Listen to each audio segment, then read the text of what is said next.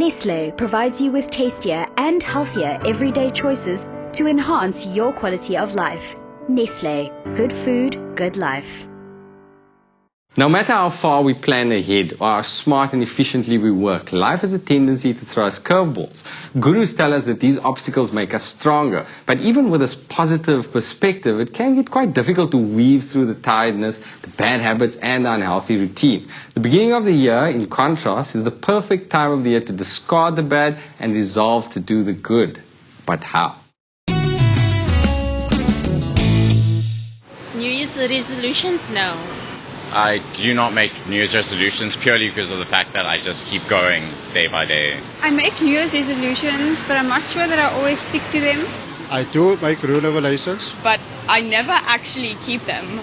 I make New Year's resolutions sometimes I don't. To be as productive as I can every month, so achieve each goal that I can to the best of my ability. I generally stick with New Year's resolutions for like a month or 2 months. Always I stick with it. I think you end up keeping them for about a week and then I just kind of forget. I'll figure it out when I get there.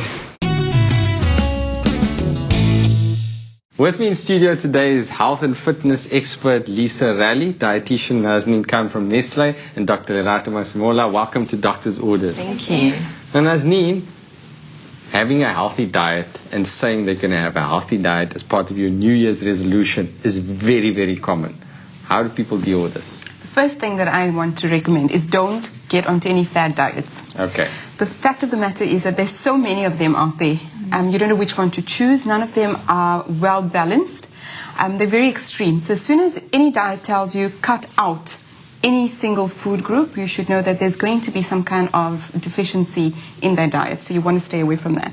What you do want to do is start eating everything that you've been on before in moderation. If you can't do it for the rest of your life, don't start it. That's one of my mottos. Yeah. If you look at a diet and you think, could I do this for the rest of my life? No. Yes. Well, then it's a diet. And the word die is in there for a reason, you know? In terms of exercise, that's another thing. I've got a gym contract, exercise, I'm going to get my six-pack, you know, in January. Then in February, sitting on the couch. There's no such thing as quick fixes when it comes to exercise. It's hard work. A balance between cardiovascular exercise, minimum of 30 minutes a day, and then your weight training and strength training, your flexibility and agility work. It's hard work. How do we actually ensure that we are successful with our new gym routine or exercise routine? Well, the key is to be incidental about exercise. So even at work, you can find time to fit in 2 minutes here, there, and everywhere throughout the day. First thing, you can replace your normal chair for an exercise ball. Yes. That way you're bouncing a little bit up and down all day, and you're working your core stabilizer muscles and your lower back muscles. And then you can do walking meetings instead of sitting meetings, and standing meetings is also great. And you also get to the point faster. With your laptop, you're walking around. You're not going to sit around lounging there drinking coffee and having snacks because it's a standing meeting, it's uncomfortable. So you get to the point quickly and you save a lot of time that way. And then something that I tell my clients a lot is every time the clock strikes 12, do something for 5 minutes.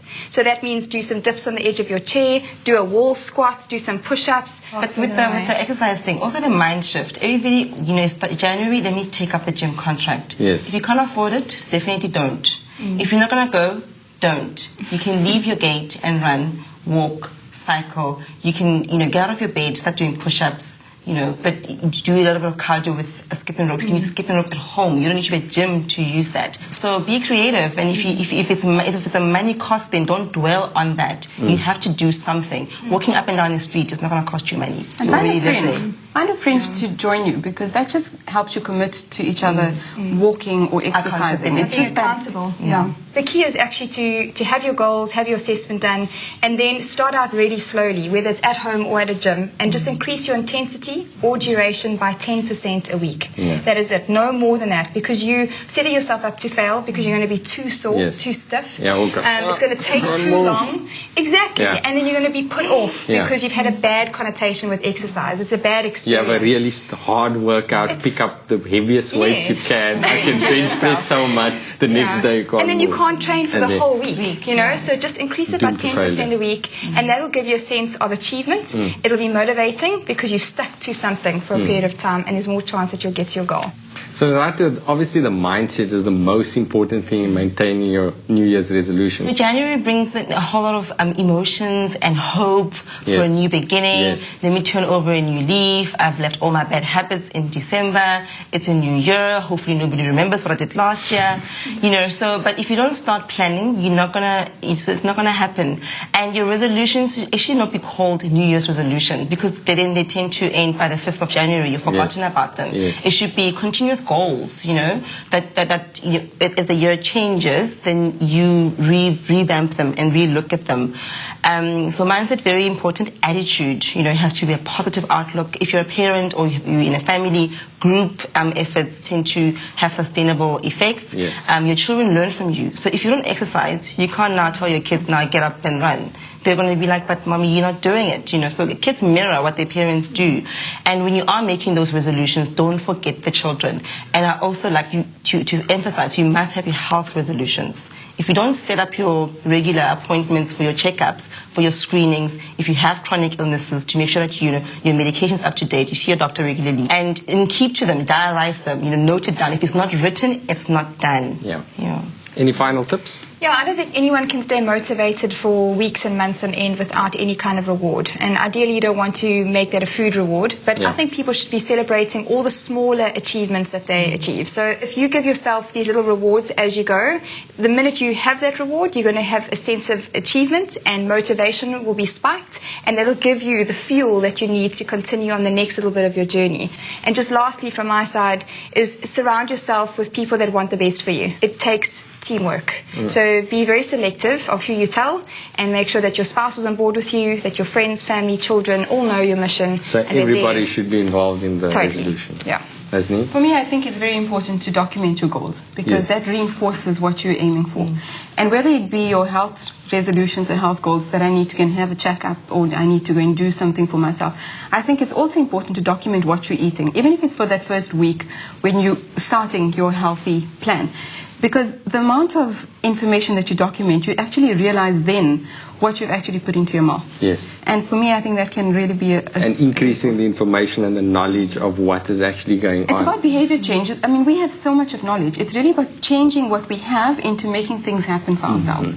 And that, again, to Lorata's point, is your mindset. As soon as you have that strength of mind, that willpower, you just start changing your lifestyle, and that's the important thing. But then also, you know, don't get into the trap of, if you don't succeed, you just keep on going down the pit. You know, if you fall off the wagon or you backslide, start over, and keep motivated. And if you have a support group and you are accountable, somebody say, hey, well, what happened to the 2 kilos 3 months ago? You know, it never happened. So if you don't succeed the first time around, come back and try to remain positive all the time, with the end of the goal in mind, with that reward, the picture, you know, visualize it and feel it, that how awesome it's going to feel when I can wear that dress again. Thank you so much, ladies, for sharing your expertise about New Year's resolutions. And on that note, Nestle provides you with tastier and healthier everyday choices to enhance your quality of life. Nestle, good food, good life.